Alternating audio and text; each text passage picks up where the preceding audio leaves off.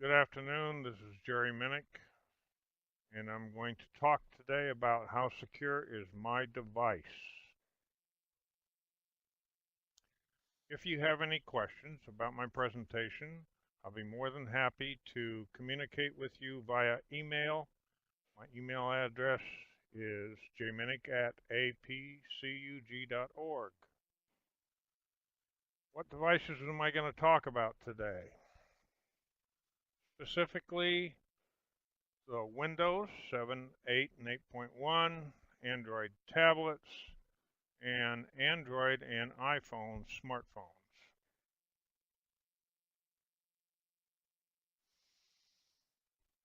Some people believe that they are not at risk.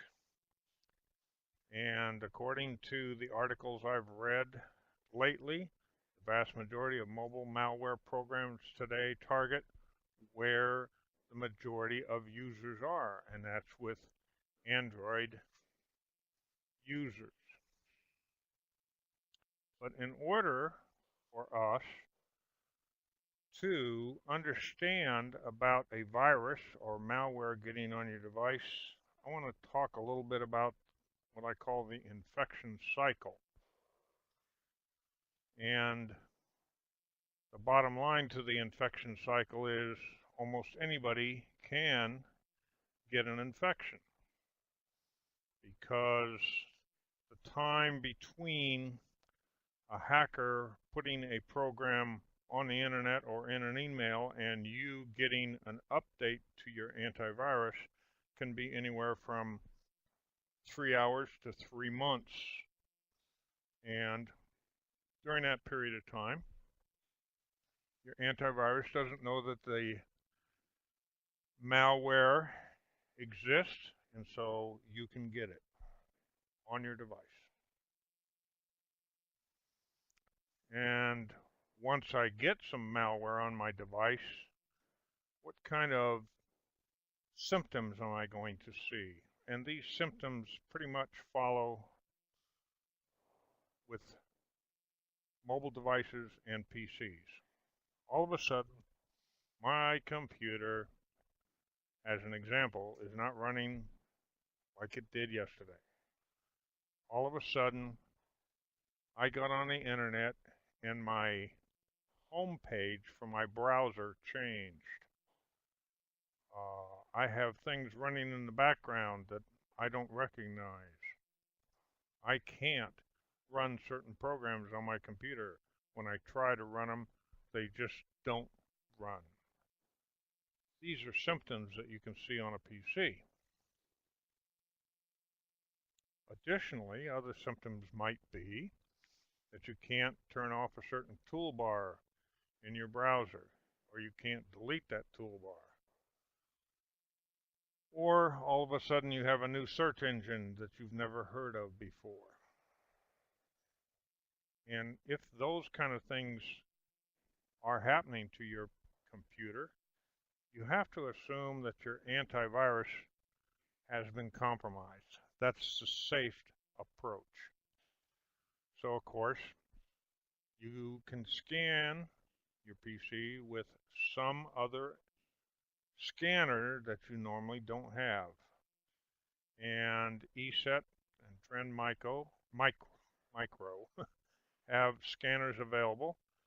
They do not require you to install them on your computer. You download them and then you run them, and then they give you the results. Now let's talk about some of the same symptoms that would happen on a mobile device. Again, performance issues. It's not running like it used to. I can't do this. I can't do that. All of a sudden, my battery doesn't last very long. I have some things happening on my mobile device that I've never seen before. I can't open an app. I can't reboot.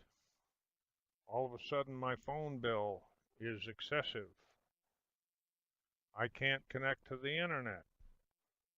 All of these things can come up on your mobile device, and they indicate that you may have some malware on your device. Now for a second I'd like to mention some of the numbers and things that people get confused about when you're talking about cell phones. First off, you have an IMEI D. That's the International Mobile Equipment Identity. Every device has a different IMEI ID.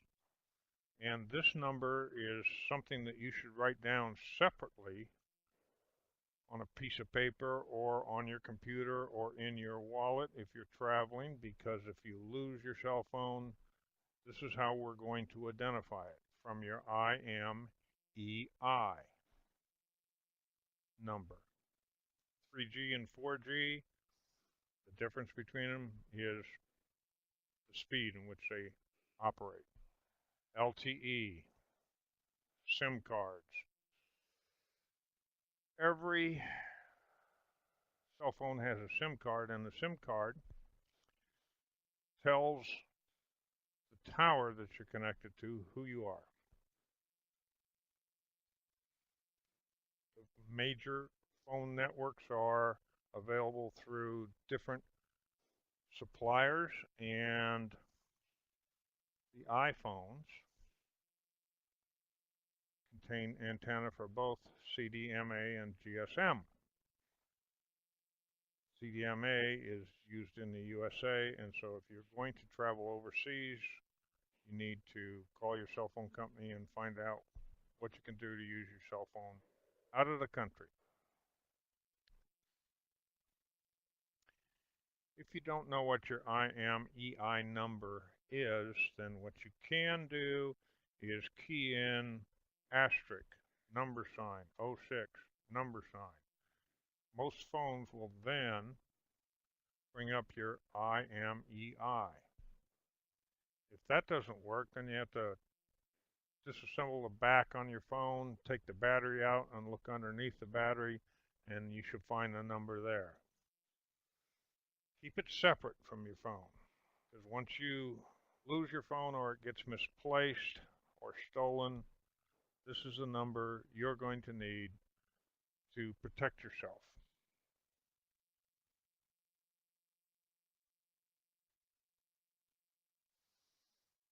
Most people are under the impression that malware and smartphones are not compatible. You don't have a problem. You don't have to worry about it. This is not true. You can have malware distributed on your smartphone through a bunch of different ways. Sometimes when you go to a non-secure app store and download an app, malware can be on the app, in the app program. Or when you do an update, you can get malware.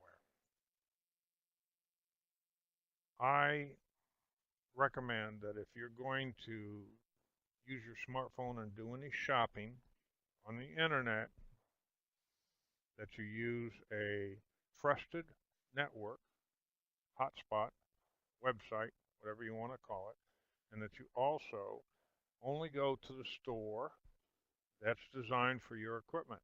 If you have an iPad, go to the Apple store. If you have an Android device, go to their approved store. Get your apps through the store that supplies your device.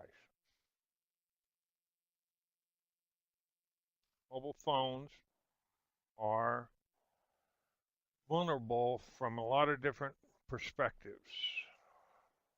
When you are out there on your mobile phone, the phone provider has to keep records, and those are available to insurance companies, the police, etc. Also, you can be easily tracked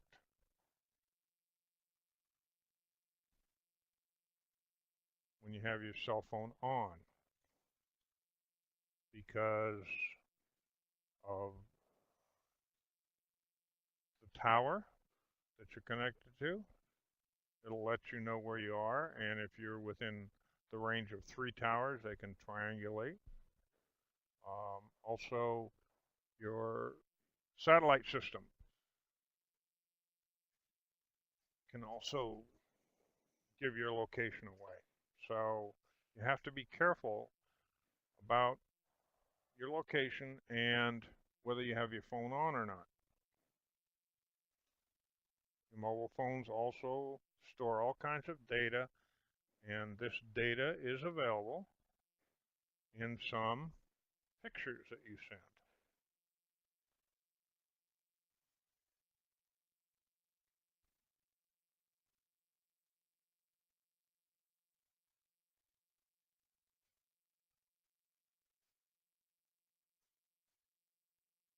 GPS functions can add a lot of information to instant messages, internet requests, and photos that you send from your mobile smartphone. So you have to be careful about what you send out of that phone and whether or not this will compromise your safety or security.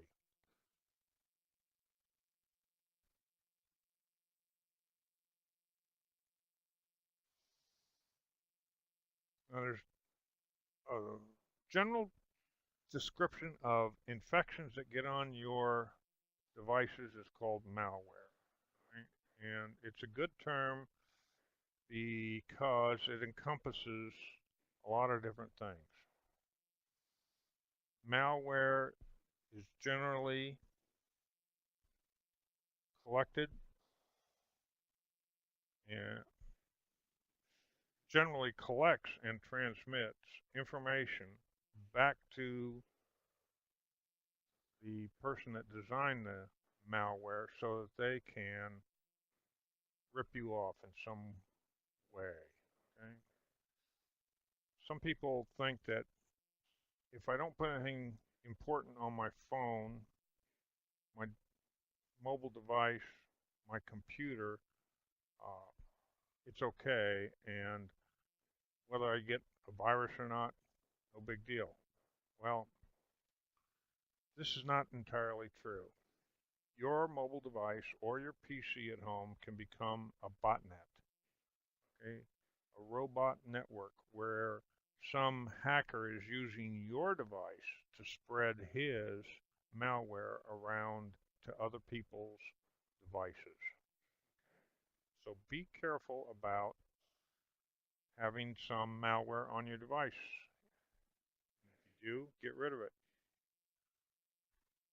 Other infections are rootkits, backdoors, a Trojan horse. And the popular thing in the last couple of years has been this ransomware, where in fact the malware that's on your device tells you that they can fix you, they can make you good. All you have to do is pay them some money and they'll take care of it. Or they already encrypted all the information on your device, and unless you pay them money, they're not going to let you get back to your files and that you have stored on that device.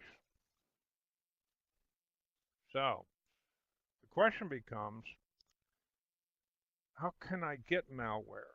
Why is it that malware gets on my device? When people write software, it's not perfect. There's bugs in it and vulnerabilities in the software that malware can get into and therefore become part of your software package or your operating system or your applications. Plugging up all these holes is an ongoing process because once the design people find out about the holes, they plug them, fix bugs, whatever you want to call it, and then the hackers go out and try to figure out how to get into your software by another method. If you have a lot of software on your computer, it's vulnerable to a lot of different malware.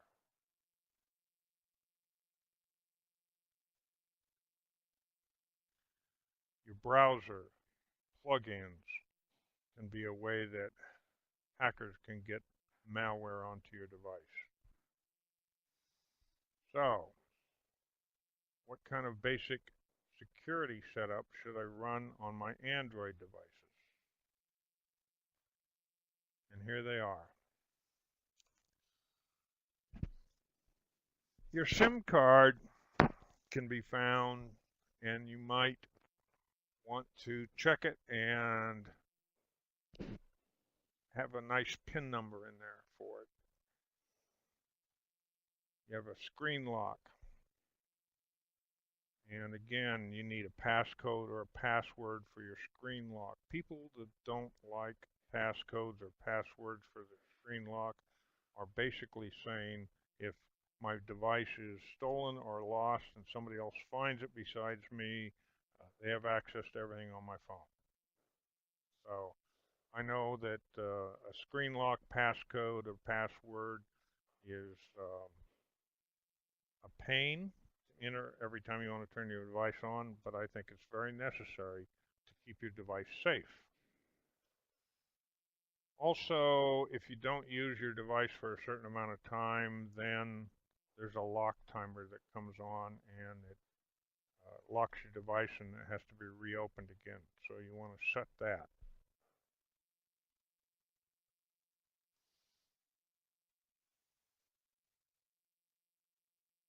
Android devices have encryption. What do we mean by encryption? We mean by taking the data that's on your device and using a certain key to code it so that if anybody else looks at it, unless they have the key, they can't make sense of that information. Setting encryption on your Android device can be a long, involved, and power-consuming process. So what you need to do is make sure your Android device is fully charged and plug it into the power source before you start the encryption process. If you run out of power while the encryption process is taking place, then you can have a real problem.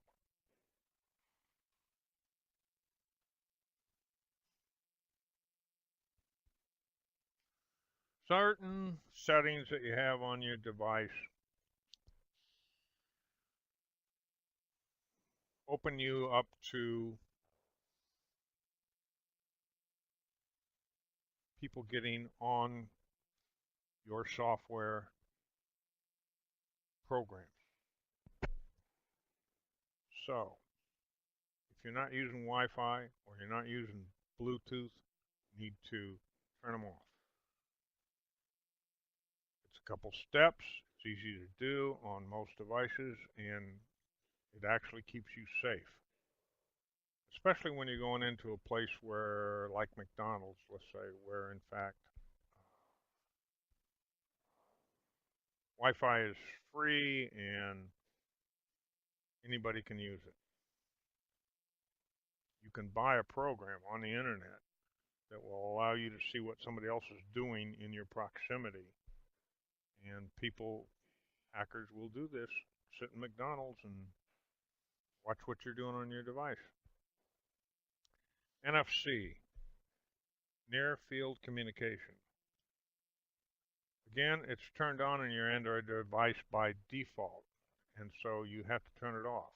If you've never used it, this is the thing that says, I can take my phone, my mobile device, and I can walk up to the cash register, and if the purchases I'm making, the company that I'm making them from has the right kind of cash register, I can swipe my phone just near the cash register, and all the information about my credit card will be transferred from my phone, mobile device, over to that cash register, and I'm good to go.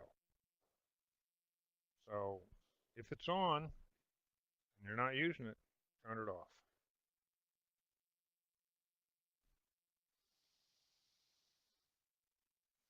Wireless and GPS, global positioning system. Again, if it's on, turn it off unless you're using it. saves your battery power.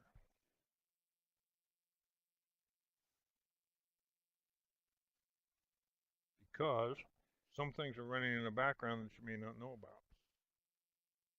Because you got your location services on. So it's best to turn them off, unless you're using them. If you want to hide your identity when you make a call from your mobile device, you can do that by the steps here.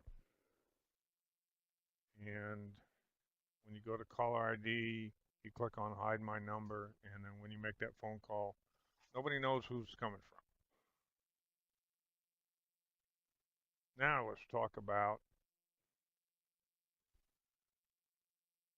some security settings for iPhones and iPads.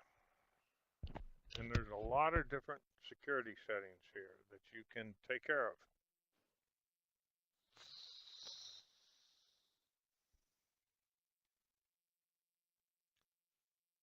I don't use the same password in my iTunes and my iCloud. I do have a passcode. And I also set that bit in my iPhone and iPad that says if somebody tries to turn on using my 4-digit code 10 times and they don't get it right, then my data is automatically erased on that device. I have turned my iPad, iPhone on. I have encryption enabled. I keep my operating system up to date. By the way, this slide says 8.1.3, but as of a week ago, it went to iOS 8.2. That's the latest update. I have Bluetooth turned off unless I'm in my car, and then I turn my Bluetooth on. I've gone in and made settings in Safari, my browser that's available for iPads and iPhones. I don't use another browser. I figure if Apple made the device and Apple has built-in security, then Safari's good enough for me. You can use other browsers on your iPhone, iPad, but my suggestion is you don't do that. When I get ready to buy anything out of the store, the Apple store, then I go in and I check and see what the words are in Google search about that app. I want to know what other people think about it. I want to know if it's safe and secure. When I get ready to buy an app, I open it up and I read the description. I find out who made it, and I find out how long it's been in existence, and I take a look at how many other people have also downloaded this app.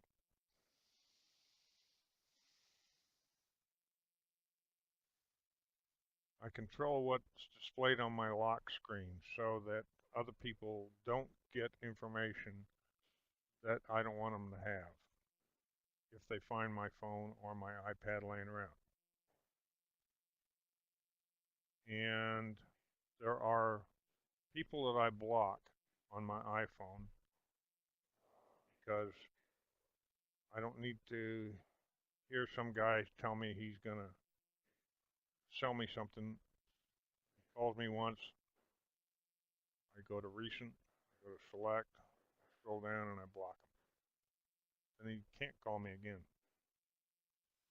Do not track. You can do that in your browser on Safari.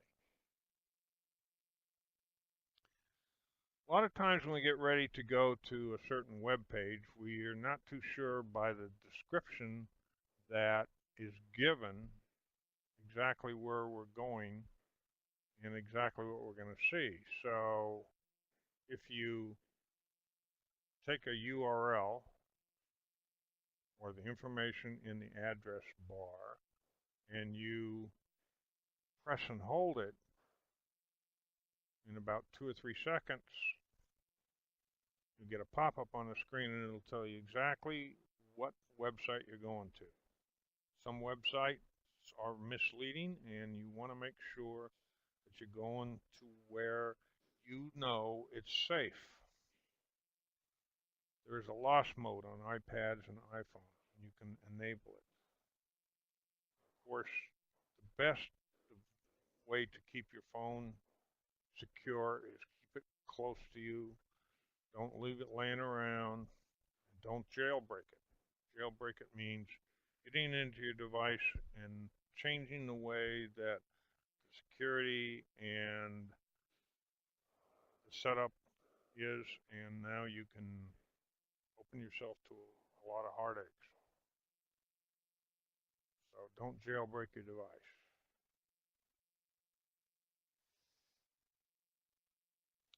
Don't go to untrusted wireless networks. If I'm going to go to McDonald's or some other restaurant and they have Wi-Fi there, I certainly don't do my banking from there, nor do I get on the internet. I normally just use my device to receive phone calls and or play games.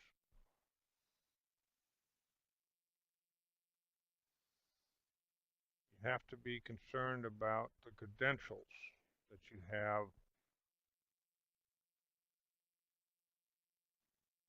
Certain apps, and if the app doesn't have good credentials, then you need to stay away from it.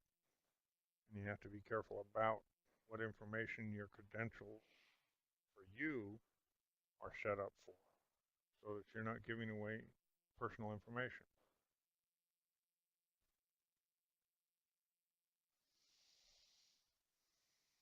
Again, whether I'm doing an app on my Android tablet, an app on my computer, or an app on one of my iPads or iPhone, I always read the reviews.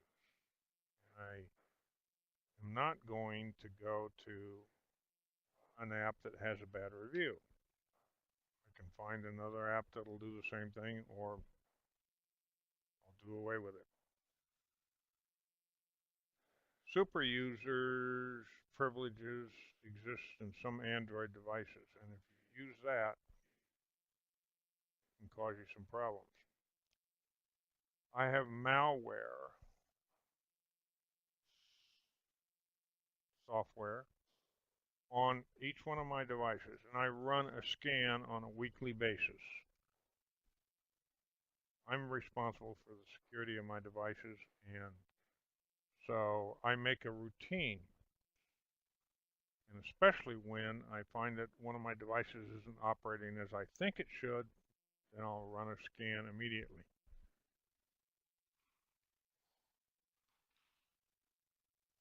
I'm very careful about email.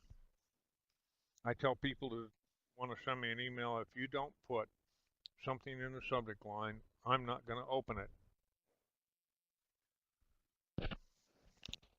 Email attachments can carry a lot of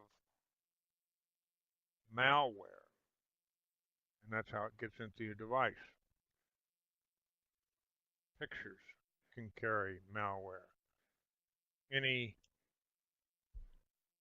email that has a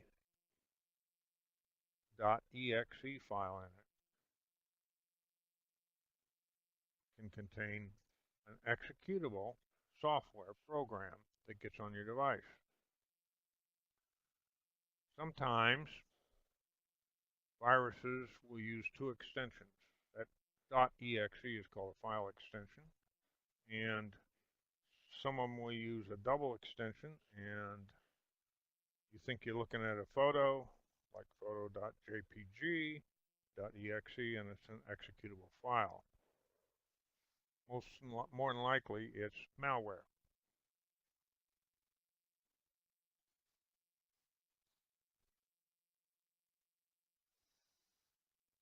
So again, I delete suspicious emails.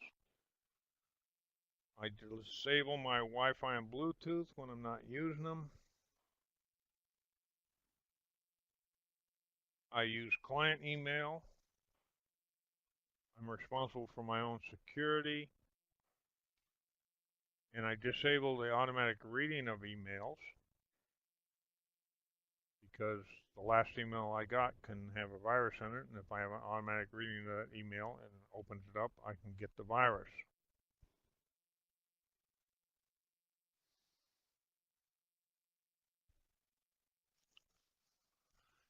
I'm not sure about an email that somebody sent me, I don't open it. When somebody sends me an email and I look at the preview of it and it says, send this to everybody in your contact list, I don't open it. Because if that email contains a malware, then everybody that's in my contact list may end up with that malware. I don't forward along or send emails that I get from untrusted sources to other people.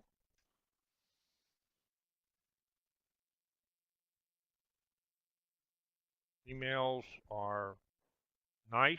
There's a lot of them around there going out all the time, but you can get malware from them if you're not careful.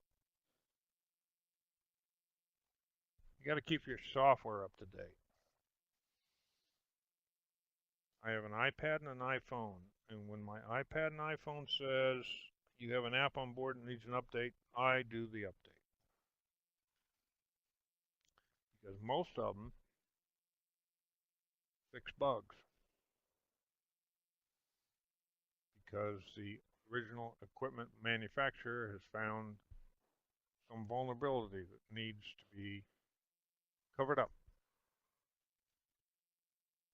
If you have auto update turned on, then again, you can end up with some problems. I like to do the updates. If the manufacturer sends out an update and you have automatic updates turned on and the update is not a good update, it can screw up your device.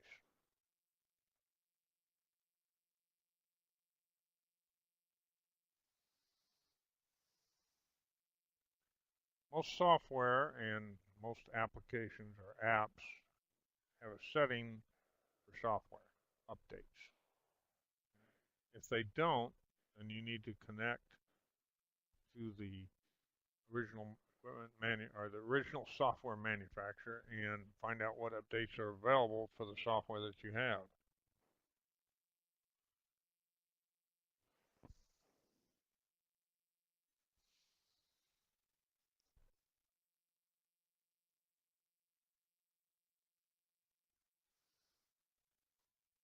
Updating apps and Android.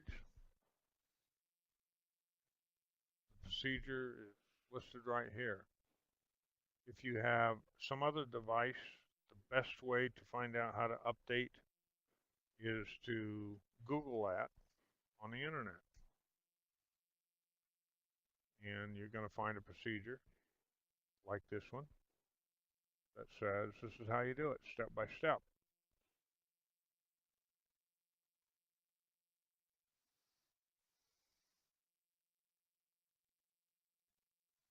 Now, when we're talking about PCs, okay, I use Ninite Update Checker, and it's at their website. By the way, their website is secure, HTTPS. Ninite has a very good update checker that keeps track of all the software on your computer and what's out there on the internet for updates and whether you have them or not. Secuna, also good. PCs, scanning Androids, and telling you the best thing to do for your updates.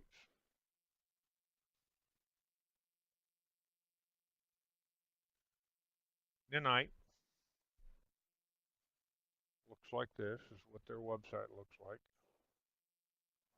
I know some local computer shops use Ninite all the time.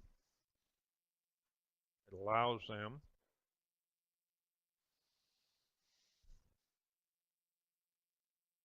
to download software into your computer without any Piggyback software accompanying it. And if you want to get their update checker, how you find it on their webpage. There is a charge for it. I like it. I bought it. It works fine.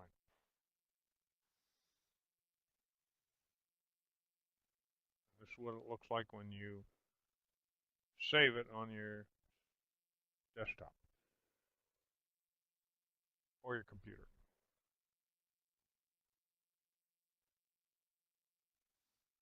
Simple prevention.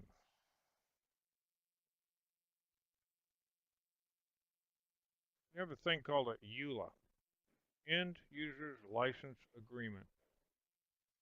And some of them are very, very long, and they are in words that we hardly understand because they're written by lawyers. There is a program available that will analyze your end user's license agreement and tell you what it really means. But you should understand that when you say, I accept the software, that's exactly what it means. You might be agreeing to the fact that they're going to advertise to you. You might be agreeing to the fact that they're going to take your personal information and give it out to anybody who wants it. So you got to be careful. I use an antivirus software on all my devices. I only run one antivirus. I don't pay for antivirus. I don't see any reason to pay somebody to do my security. I run weekly scans with all my devices, and if I think I have a problem, I run an immediate scan, and monthly I run full scans. This can take a couple hours. I'm always cautious when I'm on the internet. It's hard to figure out sometimes where the good stuff is and what are good leads and advertisements, which ones are bad, but I'm very careful, and if I'm in question about something, I Google it. If I get malware on any of my devices, I use a couple different programs to get rid of it. Malware is available at Ninite.com.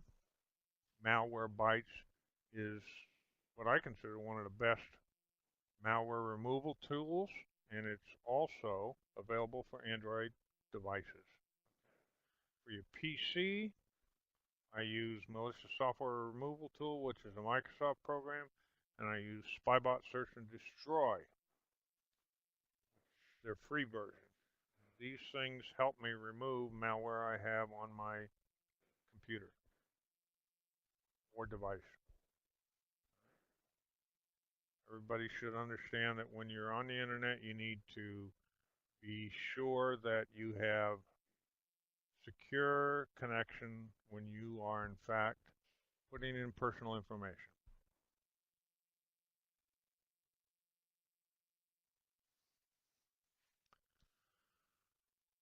HTTPS. On a iPad, instead of seeing HTTPS, you just see a little padlock up on the URL, the address bar. Padlock like that, telling you that that site is secure. If you're going to do any downloading software onto your computer, with some browsers you get three choices: run, save, or cancel. Run is not the thing to click on. You should click on save.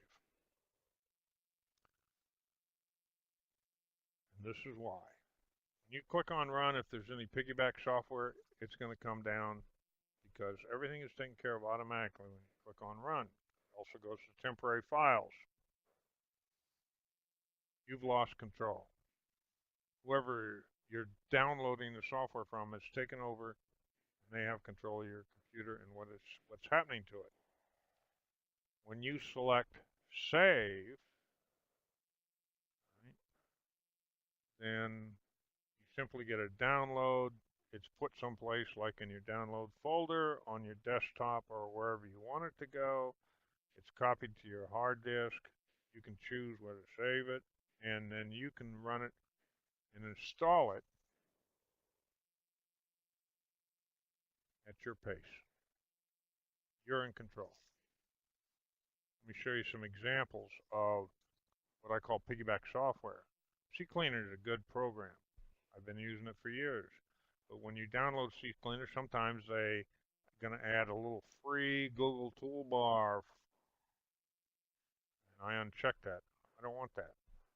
I don't like toolbars. Most of the toolbars are out there to slow down my computer, rob my resources. Let me give you another example. Adobe Flash. And right over here in the center. Optional offer. McAfee Security Scan Plus. No, I don't want that either. Uncheck it. And move on.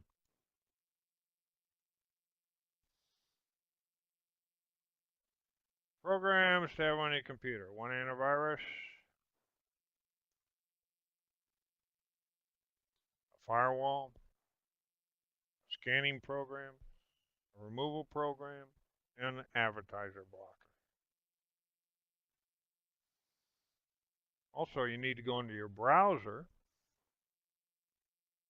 and set your security. Also in your browser, you need to go in and set your privacy.